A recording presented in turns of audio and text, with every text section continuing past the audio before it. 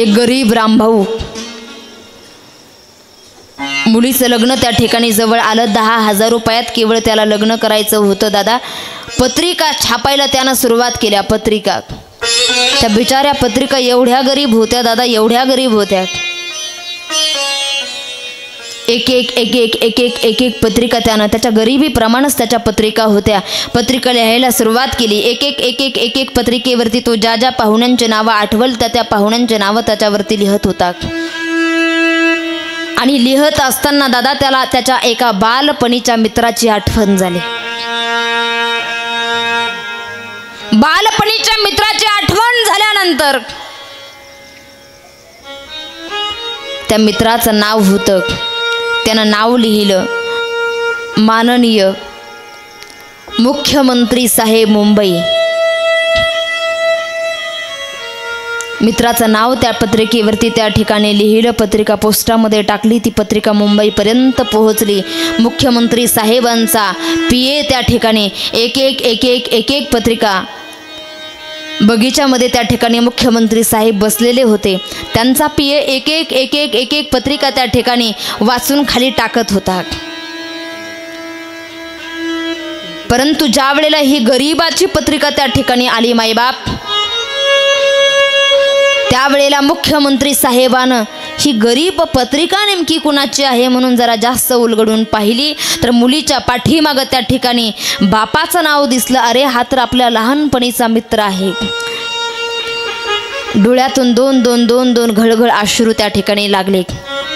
मुख्यमंत्री साहेबांचा PA त्या ठिकाणी विचारतोय, साहेब एवढ्या पत्रिका तुम्ही वाचल्या पण अजून एकही थेंब तुमच्या डोळ्यात आला नाही, मात्र ही गरीबाची पत्रिका तुमच्या हातात आल्यानंतर का तुमच्या डोळ्याला अश्रू लागले?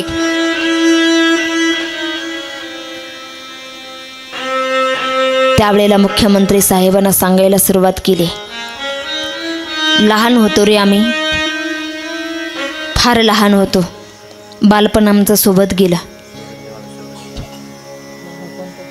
हळूहळू दोघंही शाळेत सोबत जायचो. दुपारचा टिफिन सुद्धा सोबतच खायचो. 10वी पर्यंत सोबत राहिलो बघ. पण त्याची परिस्थिती वाईट असल्या कारणानं 10वी पर्यंत शिकला बिचारा.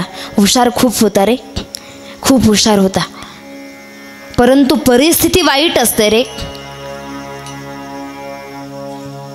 गरिबी होती बिचाऱ्याची, नाही शिकला तो पुढे. मी पुढे शिकलो, मुख्यमंत्री झालो, मुंबईला आलो. माझी परिस्थिती चांगली होती, त्याची परिस्थिती वाईट होती, पुढे शिकू शकला नाही बिचारा. पण माझ्या मित्राच्या मुलीच्या लग्नाला मला जायचंय बरं. या दिवशी मी कुठलंही सरकारी काम घेणार नाही, कुठलंही सरकारी काम मी या दिवशी करणार नाही. मला माझ्या मुलीच्या लग्नाला जायचं आहे. का विसरू मी त्या मित्राला?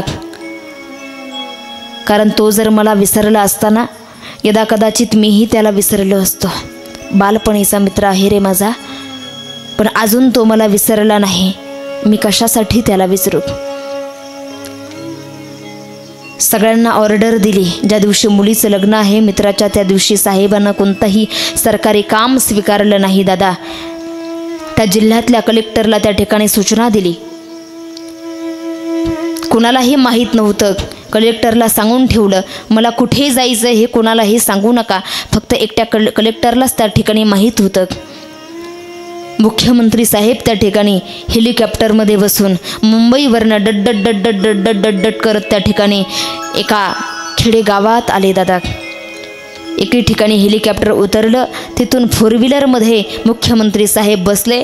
मुख्यमंत्री साहेबाच्या पुढेही केवढा मोठा ताफा आहे आणि पाठीमागेही केवढा मोठा ताफा आहे. खादी खाकी, खादी खाकी, खादी खाकी असा सगळा जनसमुदाय मुख्यमंत्र्याच्या अवतीभोवती आहे. कुणाला समजत नव्हतं दादा हे मुख्यमंत्री साहेब चालले नेमके कुठे. पाहता पाहता पाहता पाहता एकदम खराब रस्त्यानं मुख्यमंत्री साहेबाचा ताफा निघाला. तो निघाला होता रामभाऊच्या घराकडं. पाहता पाहता मंडपासमोर त्या ठिकाणी हा ताफा जाऊन उभा राहिला.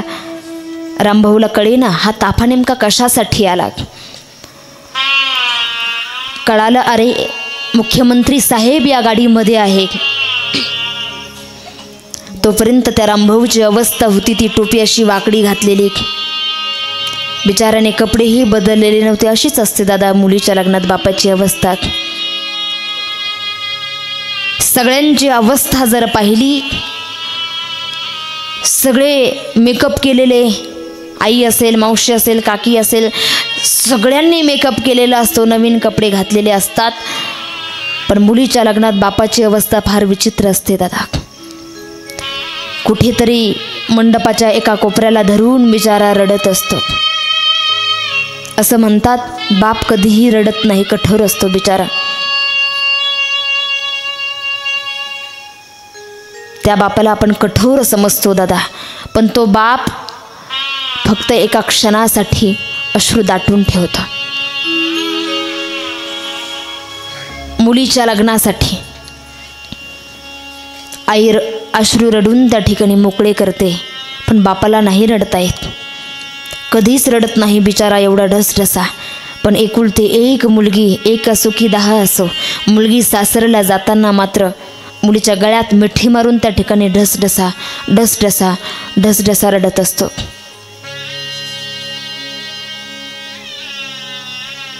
जन्मदात्या बापाला आपण खऱ्या अर्थानं विसरत असतो माईबाप.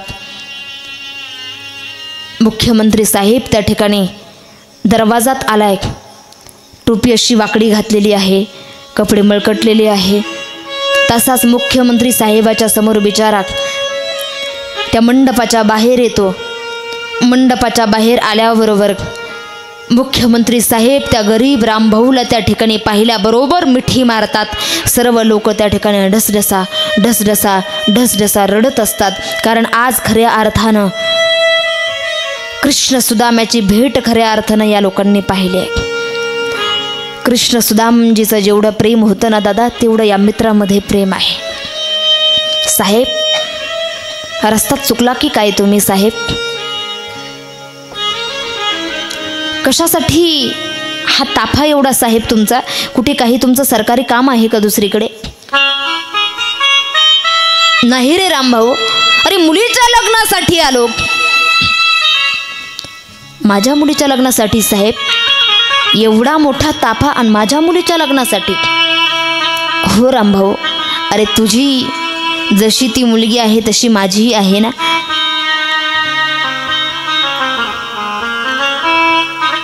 साहेब, रस्ता तर चुकला नाहीत ना साहेब तुम्ही? खरंच सांगू का साहेब, एखादी चिठ्ठी जरी लिहून पाठवली असती ना तरी या रामभाऊनं मोठ्यानं वाचून दाखवली असती सगळ्या लोकांना. गरीबाच्या लग्नासाठी आले साहेब तुम्ही एवढ्या दूर? नवरदेव नवरी त्या ठिकाणी मंडपात आल्याबरोबर नवरीला वाटी लावताना रामभाऊला रडायचं होतं, पण सगळं काही रामभाऊ मुख्यमंत्री साहेबाला पाहिल्याबरोबर अगोदरच रडला बिचारा. नवरी मंडपात आल्यानंतर सर्वप्रथम तिनं मुख्यमंत्री साहेबाचं दर्शन घेतलं. काका साहेब, अहो खोटं वाटत होतं व आम्हाला. आमचे बाबा नेहमी सांगायचे की मुख्यमंत्री माझा बालपणीचा मित्र आहे, मुख्यमंत्री माझा बालपणीचा मित्र आहे. आम्हाला खोटं वाटत होतं सगळं. पण साहेब, खरी मित्रता काय असते ना, आज तुम्ही दाखवून दिली साहेब. आज तुम्ही गरीबाच्या मुलीच्या लग्नाला या ठिकाणी आलात साहेब. लग्न वगैरे लागतं दादा. साहेब, आता सरकारी काम असेल ना तुम्हाला, एखादा जायचं असेल ना साहेब? नाही रामभाऊ, अरे माझ्या मुलीचं लग्न आहे, मी कसा काय जाईल रामभाऊ? नाही जाणार मी अगोदर. परत लग्न वगैरे लागतं दादा. रामभाऊला असं वाटतं आपल्या गरीबाच्या लग्नात मुख्यमंत्री साहेब जेवता की नाही. रामभाऊ परत बोलला, साहेब आपली कुठे बाहेर कुठे मोठी व्यवस्था केलेली असेल ना साहेब जेवणाची? नाही रामभाऊ, माझी बाहेर व्यवस्था केलेली नाही, मी आज माझ्या मुलीच्या लग्नात जेवणार आहे. माझी बाहेर नाही व्यवस्था केली, मी इथेच जेवणार आहे. साहेब मग तुम्हाला मी वाढतो, तुम्ही पहिल्या पंक्तीला बसा. नाही रामभाऊ, अरे माझ्या मुलीचं लग्न आहे, मी पहिल्या पंक्तीला कसा बसू? सगळ्या लोकांना अगोदर मी जीव घालेल,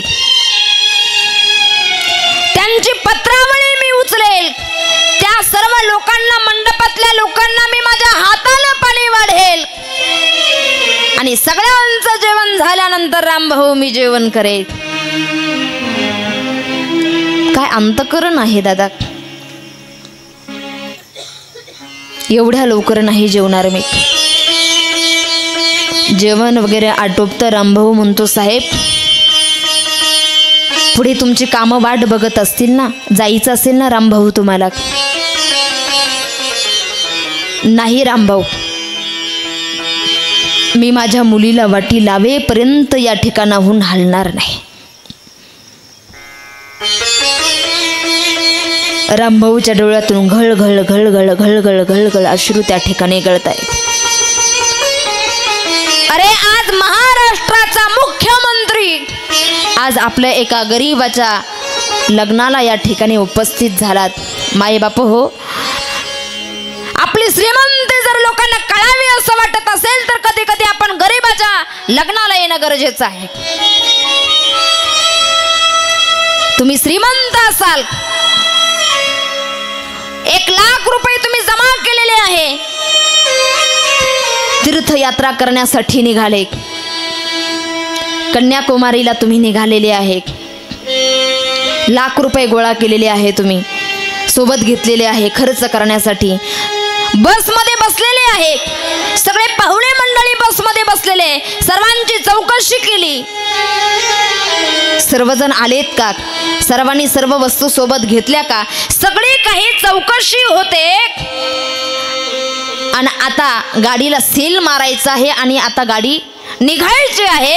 अशा वेळेला एक गरीब माणूस तुमच्याकडे आला, साहेब माफ करा, साहेब मला माफ करा, अशा वेळेला मी तुमच्याकडे येणं तर खऱ्या अर्थानं अनुचित आहे, पण माफ करा साहेब, मला एकुलता एक मुलीचं लग्न आहे हो माझ्या, 1 एकर शेती आहे, फक्त मला 1 एकर,